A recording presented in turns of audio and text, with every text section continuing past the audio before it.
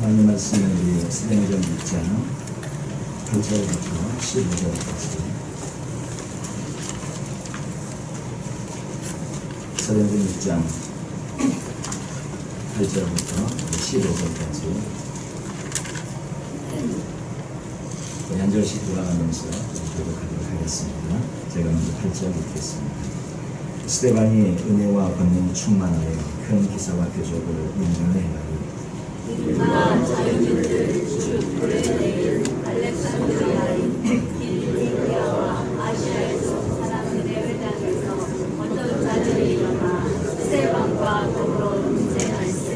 스데반이 지혜와 성령으로 말함을 그들이 능히 당하지 못하여 사람들을 외쳐야 말하게 하되 이 사람이 모세와 하나님을 모독하는 말을 하는 것을 우리가 뭐라 하게 하고 백성과 장로와 서기관들을 충동시켜 와서 잡아가지고 공회에 이르러 아버지 주인들을 세우니 그들의 이 사람이 이 모독함과 율법을 거스러 나를 위하지 아니하는도다. 그의 말에 이 나사렛 예수가 이곳을 걸고 또 모세가 우리에게 전하여준 규례를 고치겠다 함을 우리가 들었노라 하더니 공회 중에 앉은 사람들이 다 스데반을 주목하여 보니 그 얼굴이 천사의 얼굴과 같더라. 그 얼굴이 천사의 얼굴과 같구나. 스데반에 대해서 이렇게 말씀하는데 오늘 이러한 제목으로 저희들이 말씀을 같이 나누기가 원합니다. 사람을 볼 때 무엇을 가장 먼저 보시나요?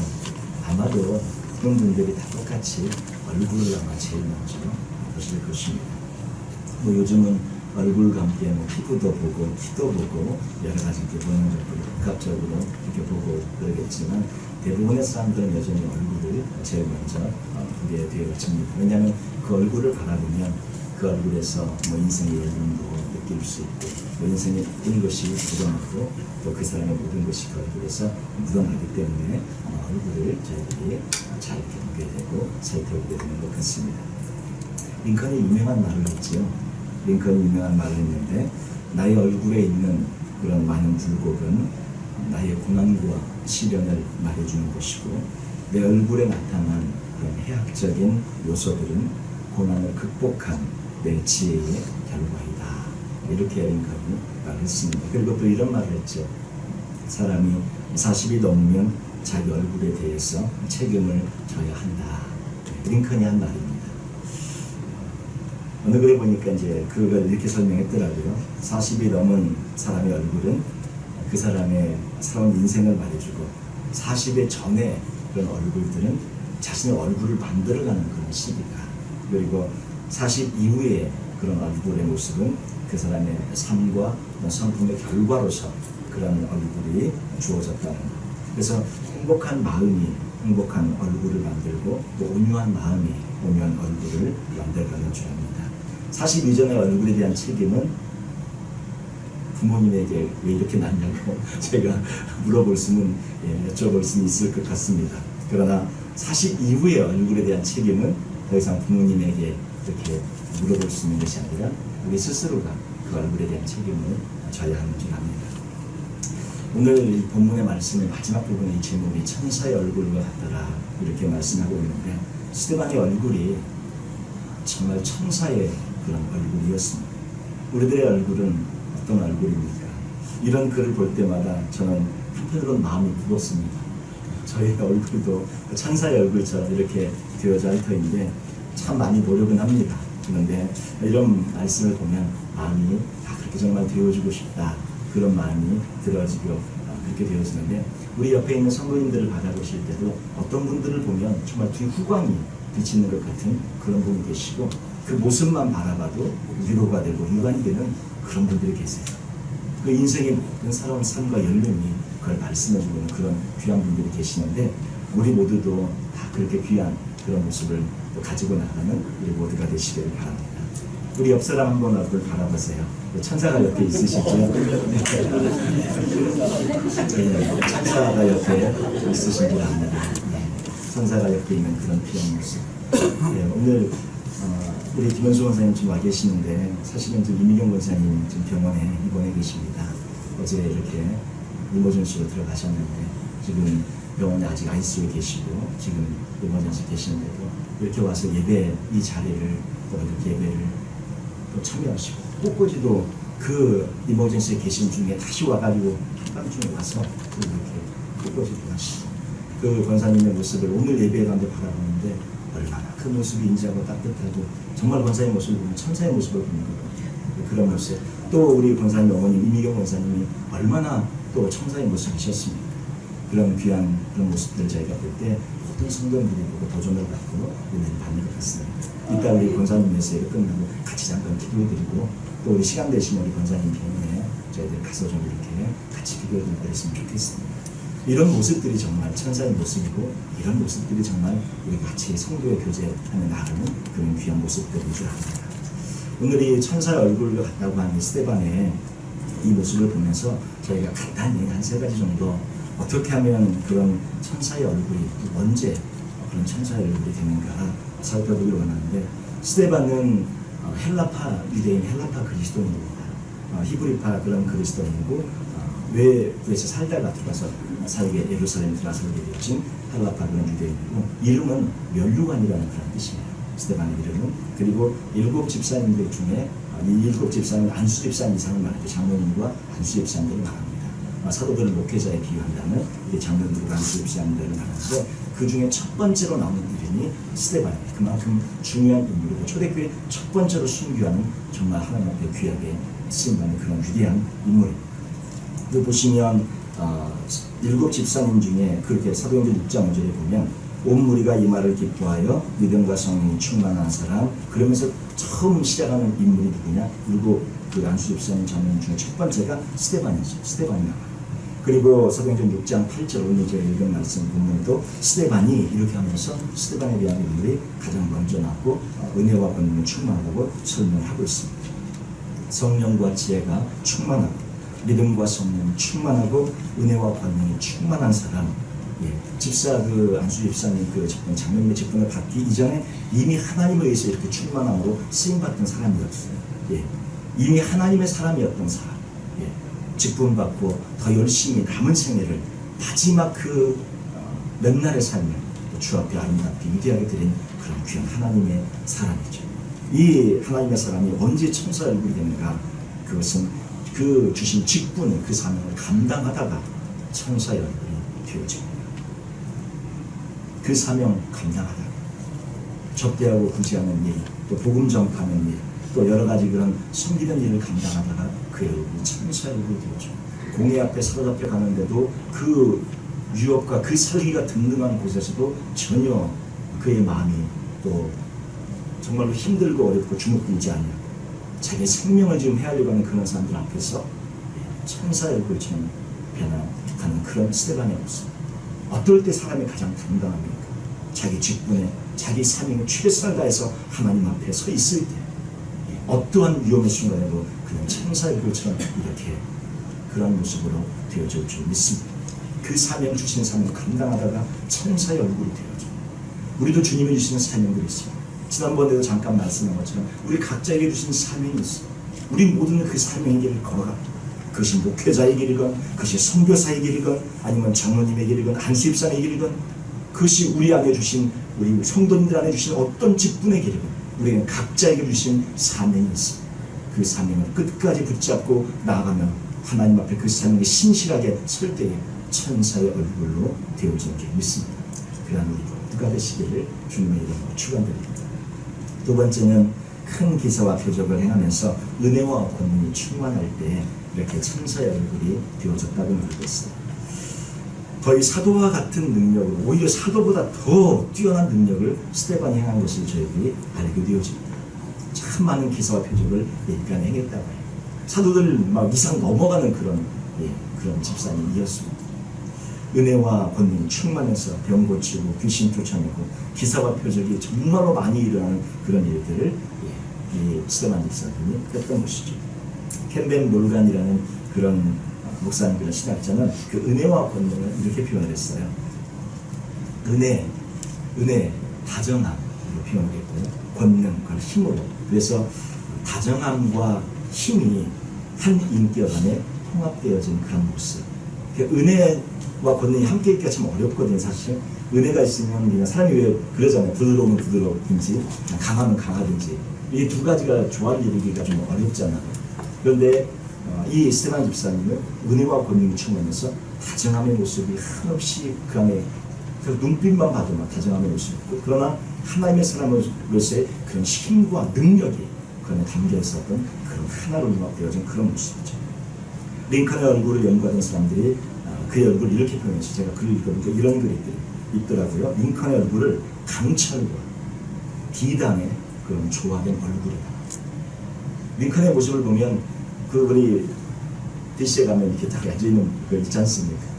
어찌 보면 참 비단같이 인자하고 따뜻하고 다정하게 느껴져요. 근데 어찌 보면 강철같이 느껴져요.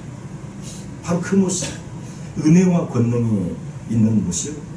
우리는 대체로 부드럽기만 하거나 우리는 대체로 강하기만 하거나 둘 중에 하나 그런 모습을 보여주는데, 우리 안에 강철과 비단이 조화를 이루는 그런 모습이 우리 안에 있어야 할 줄 압니다. 강할 때는 정말 강해야 하고, 부드러울 때는 한없이 부드러운 비단같이 부드러운 그런 하나님의 사람으로 주님의 주신 사명을 감당해 나갈 때 그 얼굴이 천사처럼 빛나게 되어졌습니다. 저 천사의 같은 얼굴은 얼마나 부드러운 그런 비단 같은 얼굴입니까? 그러나 하나님의 말씀을 그들 앞에 증거하며 그들 앞에 태어날 때는 얼마나 강철 같은 얼굴이었겠습니까? 그러한 모습이 저 한 사람의 모습에서 나타나고 있는데, 우리도 그러한 모습이 되어주시기를 주님의 이름으로 축원드립니다. 세 번째는 회당에서 이 복음을 전하며 고난받다가 핍박받다가 정말 순교의 자리까지 가는 그 자리까지 가다가 천사의 얼굴로 변하게 되어집니다. 근데 이 복음을 전하는데 이 핍박을 했던 사람들이 사실은 같은 헬라파 유대인들이었어요. 아니 히브리파 유대인들이 핍박을 했으면 그런 것 같다 할 텐데, 이 스데반이 헬라파 유대인 그쪽 출신이거든요. 그런데 같은 출신들 헬라파 유대인들이 이 스데반을 고소하며 핍박을 했던 거예요.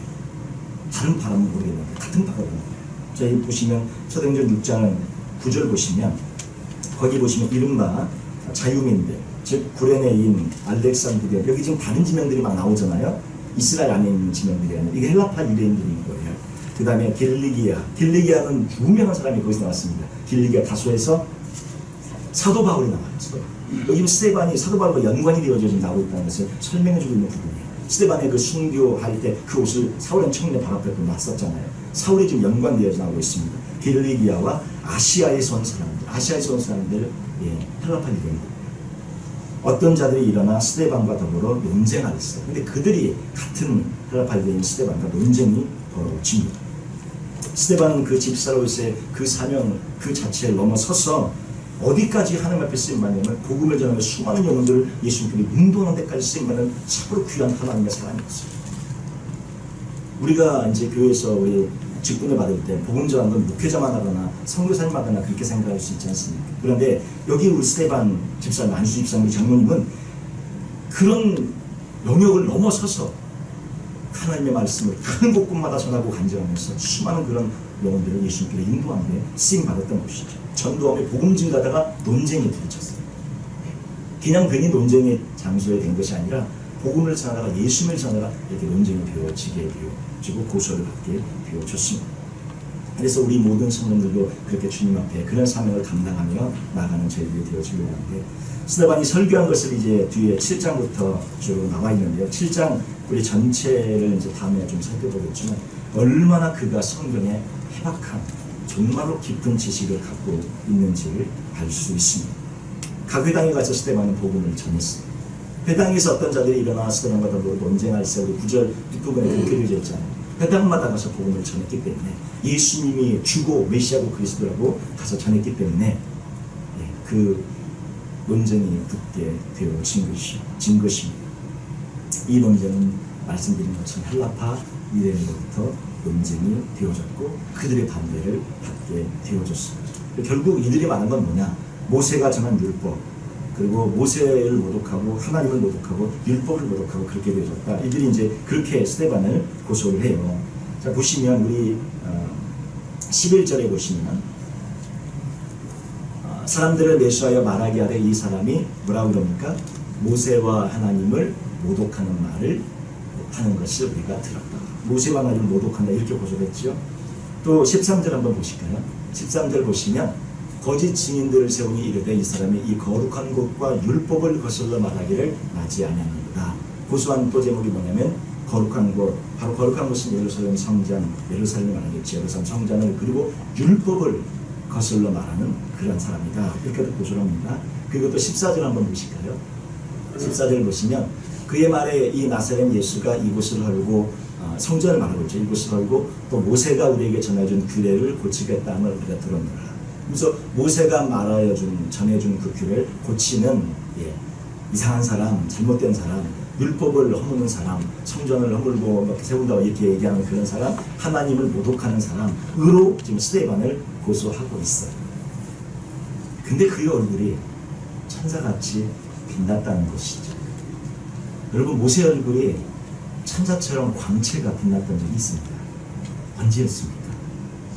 시내산에서 하나님의 율법을 받고 내려왔을 때, 십계명을 들고 올 때 모세 얼굴이 해와 같이 빛났어요. 그리고 하나님 앞에 들어가면서 하나님 앞에 교제할 때 그 얼굴이 해와 같이 빛나서 그 사람들이 그걸 보고 무섭고 두려워서 얼굴 수건을 가리고 살 수밖에 없었던 그런 모세의 모습을 저희들이 알고 있습니다. 출애굽기 34장인데요.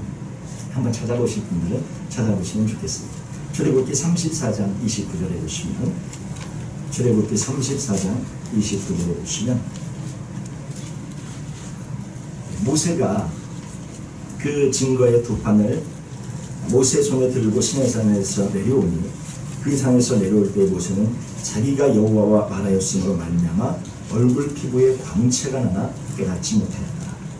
아론과 온 이스라엘 자손이 모세를 볼 때에 모세 얼굴 피부에 광채가 남을 보고 그에게 가까이 하기를 두려워하더니, 이렇게 되어져 있죠. 하나님 앞에 그 십계명을 갖고 내려올 때 얼굴 피부에 광채가 나나 모세는 깨닫지 못했고 주변에 있는 모든 사람들이 그 얼굴에 광채를 보고 두려워했어요. 그리고 이제 조금 몇 절 내려가서 출애굽기 34장 우리 33절을 보시면 모세가 그들에게 말하기를 마치고 수건으로 자기 얼굴을 가렸더라. 그러나 모세가 여호와 앞에 들어가서 함께 말할 때에는 나오기까지 수건을 벗고 있다가 나와서는 그 명령하신 일을 이스라엘 자손에게 전하며 이스라엘 자손이 모세 얼굴에 광채를 보므로 모세가 여호와께 말하러 들어가기까지 다시 수건으로 자기 얼굴을 가렸다. 모세가 하나님 앞에 있을 때 율법을 받을 때 그 율법을 정하여 준 자로 율법 수호한 자로 하나님의 함께한다는 그런 증거로 그 얼굴이 천사와 같이 광채하며 해같이 빛났어요. 근데 오늘 스데반을 어떻게 보세요? 너는 모세와 율법을 훼손하는 자고 너는 하나님을 모독하는 자고 율법을 지키지 않는 자고 그러는데 그의 얼굴이 어떻게 돼 있어요? 천사와 같이 빛나고 있어요. 이 말은 무슨 말씀입니까 지금? 모세의 율법을 하나님의 말씀을 계명을 훼손하고 있는 자예요? 아니면 모세처럼 신실하게 그 상황을 감당하고 있다는 증거를 하나님께서 스데반의 얼굴을 통해 보여주고 있는 거예요? 어떤 것입니까? 하나님께서 모세의 얼굴에 함께했던 그 광채가 스데반에게 똑같이 임함으로 말미암아 스데반 집사님이 하나님의 사람임을, 그리고 하나님이 지금 모세의 율법을 온전히 스데반을 통해서 더 이루고 있음을 증거해서 보여주고 있는 그런 확실한 증거를 보여주고 있는 것입니다. 율법에 대한 그 모세의 사역, 그에 대한 스데반의 이 설명과 설교가 정말 옳은 것입니다. 하나님을 위해서 인정받고 있음을 보여주고 있는 그런 증거죠. 그것은 모세가 스데반 집사님, 이것은 지금 모세를 모독하고 율법을 모독하고 있는 것이 아니라 모세가 그때 하나님을 영화롭게 한 것처럼 스데반 집사님이 지금 하나님과 율법을 온전히 세워나가며 하나님을 영화롭게 하고 있음을 보여주고 있는 그런 증거. 스데반 자신이 하나님의 주신 사명을 감당하면서 그 고난받기를 두려워하지 않는 그 고난의 자리를 끝까지 감당하다가 결국 마지막 순교의 자리까지 감당하며 나아갈 때 그의 얼굴에서 그렇게 천사와 같은 빛이 나오기 시작했던 것입니다. 우리 모든 하나님의 사람들, 여기에서 우리 모든 성도들 주님이 주신 사명들이 있습니다. 그걸 감당하기 위해서 때로 고난이 있을 수도 있고 때로 아픔이 있을 수도 있습니다. 그러나 그것을 끝까지 감당하며 나아갈 때 하나님께서 저희의 얼굴을 천사와 같이 빛나게 해주시고 내가 너와 함께한다는 것을 보여주시고 나의 사람이라는 것을 보여주시고 그것을 통해 주님께서 아름답고 귀하게 세워 사용하시는 축복의 역사가 베풀어질 줄 믿습니다. 그러한 우리 모든 성도들이 되시기를 주님의 이름으로 축원드립니다. 우리 같이 잠깐 기도하시겠습니다.